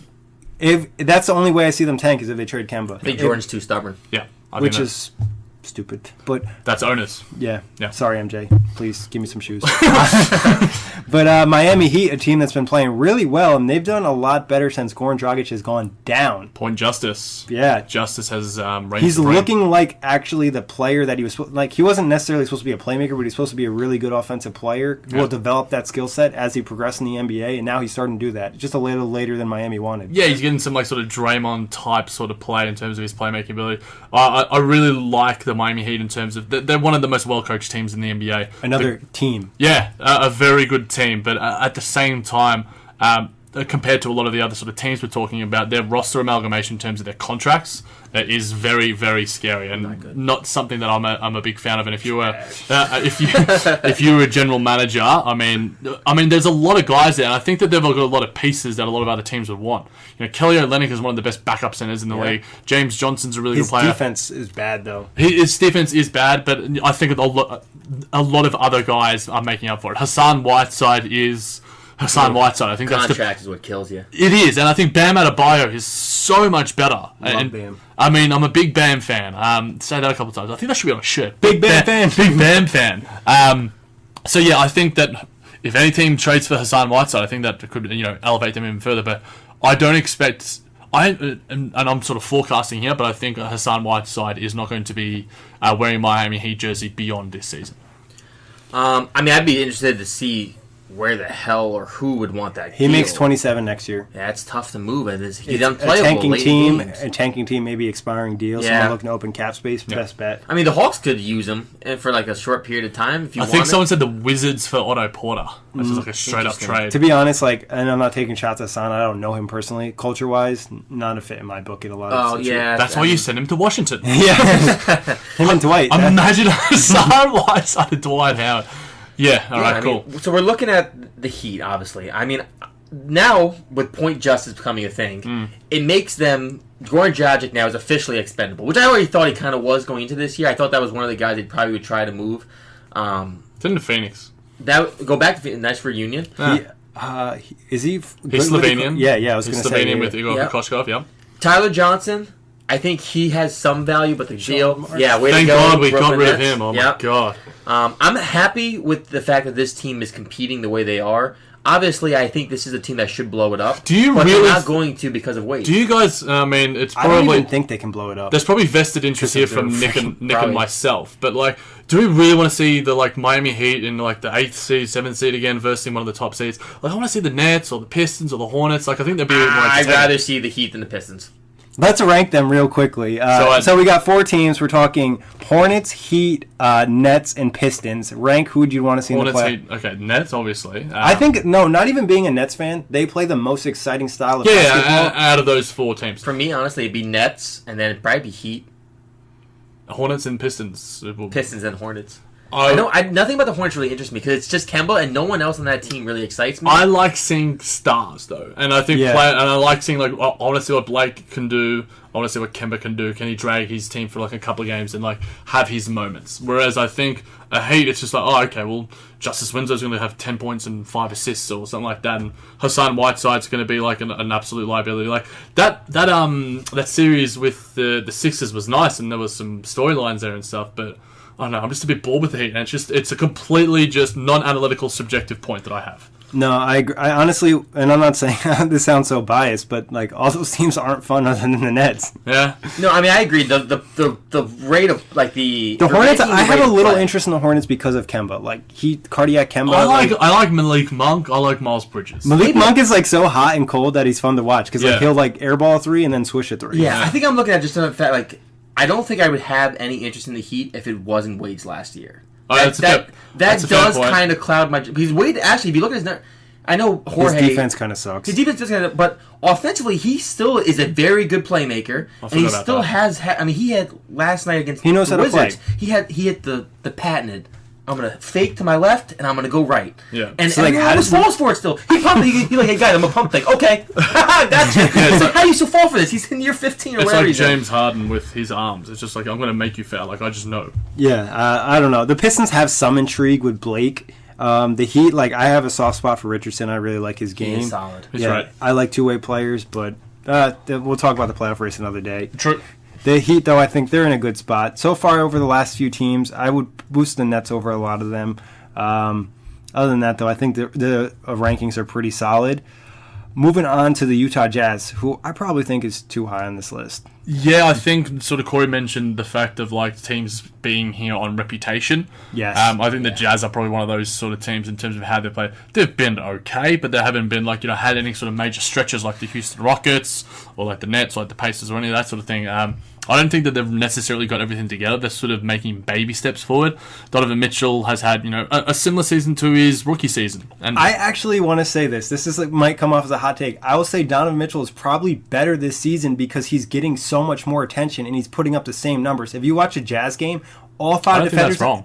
Yeah, all five defenders are looking at him while he's trying to make plays. Last year, he was a rookie. They're like, oh, let's let the rookie play. Yeah, I don't think that's wrong in any sense of it. I think all of them are. I think the same with Simmons and Tatum. I think that anyone who sort of just goes by like the optics and the stats or whatever, I think all three of those guys have made improvements. But Rudy Gobert is starting to finally impact on the defensive end, which I think is helping them. But, Kyle Korver can only do so much. Joe Ingles isn't having the same impact, which pains me to say because, I can't badmouth any Australians on a podcast, especially when I have an American platform. But I think if Joe Ingles, I think he might be the most important player, and that might be somewhat out there to sort of say. I mean, we know what Rudy Gobert gives you, we know what Donovan Mitchell gives you, but Joe Ingles transforms that offense. Yeah, he's like hot and cold too because he'll have the games where he was like the best 3-point shooter in the playoffs last year. He was crazy. Yeah, he still has like crazy. I don't know if you guys saw the other night. He looked at somebody. He was like, "I'm gonna shoot this," and he and he made it. And I was like, "This guy's awesome." Like, last year against Paul George, he was in Paul George's head more than I've ever seen anyone in Paul George's head. He's got mad shit talk. Like he's got that Aussie sort of trash talk, and it's pretty awesome. Like I'm a big fan of like trash talk in general. I don't, not when I'm playing, but when I'm as a Jac viewer. and I were playing cards. He was just going off. But like the king. hit me. But yeah, Joe Ingles, if he can get back to a semblance of last year's form, then I think that they can at least sniff the playoffs. But I think the top four in a home playoff seed might be out of realm, which is 100%. You know who's been really bad for them, and this is probably the main reason their season's been so bad? Ricky Rubio. Yeah. He went from being able to make a jump shot last season to this year, 39% from the field, 33% from three. No one's even defending him out there. Last year, you had to at least give him a little attention. That's hurting Donovan Mitchell. When you have two guards, one guard can shoot, the other guard can't shoot. Well, the issue with the Jazz I think they need a point guard. I really think that. And I brought that up on the OTG Twitter before. Dante Exum's developing, but he's not quite there yet. You know what I wouldn't mind? We were still talking about Reggie Jackson earlier. I reckon a Reggie, and it's not going to change anything dramatically, Reggie Jackson for Ricky Rubio trade. I don't know how much that benefits either team. I would even Spacing would kind of suck, though. I would even say maybe even Jeremy Lin. True. Yeah, that'd be a great trade. I think because you look at the Jazz, so like Donovan Mitchell's the number one option, right? Yeah. There's like 5 guys tied for the number 2 option. Yeah, like, there's no number. And none of them option. were actually really number 2 exactly. options. They're more like 3-4s who can be a 2 on a good night. Yeah. And that's the issue with this Jazz team, as you guys have mentioned. Donovan Mitchell's stats really not that much different than last year, but there's more attention on him. There's more eyes, and he's not breaking free this season though for big games as much as he was last year. Donovan Mitchell's like literally, you said not breaking free for big games. He's not breaking free from defenders at all because there's so much damn attention. Right. Exactly. I watch him and he just gets swarmed. Like last year we saw can't drive. Yeah, because it's just like right, and then because he can't drive, he's shooting a lot of contested. He's taking bad shots. That's what happens, and everyone's like, "Oh, he just doesn't have a good shot IQ." But when they cut off half of your game, you can't get into the paint, which was a huge part of Donovan Mitchell's game last year, and you're forced to rely on just jump shots, you're going to become less efficient. We saw a lot of dunk highlights from Mitchell last season. We haven't seen many of them this season. And that's why Snyder's not even mad about Mitchell. That he's come out and said it multiple times. He's got to be our number 1 option. Yeah. He's got to shoot as much as he shoots. Yeah. So I've lost faith. I mean, you could easily drop the Jazz 5 underneath. I have them above the Grizzlies, though, to be honest. Yeah, the Grizzlies. We're not going to get to the Grizzlies quite yet. I had the Jazz 19th I don't on my even list. know how the hell the Grizzlies. Well, they hadn't had that. They had that mini mid stretch. Yeah, I had them high on my list too, though. So like, I kind of feel bad. I think I had the Grizzlies around that sort of mark as well because of the fact that they were like first for like an extended period. Like in terms of you comparing to like them and the Clippers, it was sort of like them two fighting it out, and the Clippers sort of maintained a semblance because they have nice cohesion and Doc Rivers had a good season. They have better overall players in the depth wise. Again, we'll get to them, but the Grizzlies, to me, I understand why they are where they are. Yeah. I mean, the only thing with the Grizzlies is, they had that hot start, obviously. But Gasol is no longer having a career year. And not to mention... What does that say? Break. Like, we're going to take a break after. Oh, he might have sleep. He wrote it out. I had to still ask the question. I can't read upside down. But, Gasol had this crazy start. Kory also hit his knuckles on the fan. He also couldn't lock the door today, so he's having a really good day. I'm 0 for 3. Parallel park. 0 for 4. Adulting is hard for Kory. He does have a new OTG t-shirt and glass. It's Fuego. But Marcus Gasol was having this career year. I remember his highest 3-point shooting percentage. He's like defensive player of the year. Right. Mike Conley was playing really good. But those guys have come back down to earth. Conley's still playing well. Gasol is not. I was not impressed. I watched Gasol last night against the Nets. 0% impressed. You asked me who I'm taking moving forward. Jared Allen played a better game than Marcus Gasol probably did. Yeah. And Jaren Jackson, I think, for Memphis, isn't getting enough. He's not. We talked about that. Not getting used right. No, not at all. He's really, really good already. He beat us last time. He beat the Nets last time. He was the reason why we lost. Yet this time around, because he might have been in somewhat of foul trouble or whatever. That's his only real issue right now is, I think, foul trouble. Like Jermichael Green, Kyle Anderson, all these sort of Chandler weird... Parsons completely flopped. I mean, he's not going to... he's healthy and he's not playing now. I think that he might have to divert his career to a modeling career because I don't know what he's going to do. He's pretty pretty. He's a very good looking man. He comes off as an asshole. Good eyes. He does, and I think he spends a lot of off seasons in LA with Blake Griffin and stuff. So they were definitely surprised. I mean, not at all. He's probably best mates with Kendall or friends by association. He's really good friends with Mark Cuban. They used to always go out and party when they. Yeah, that worked out really well. Thank God for that. But guys, that wraps up the first half of the rankings. We're going to take a quick break and we'll be back for the second half. Check us out: iTunes, Block Talk Radio, OTGBasketball.com, Dash Radio, YouTube, and Google Play.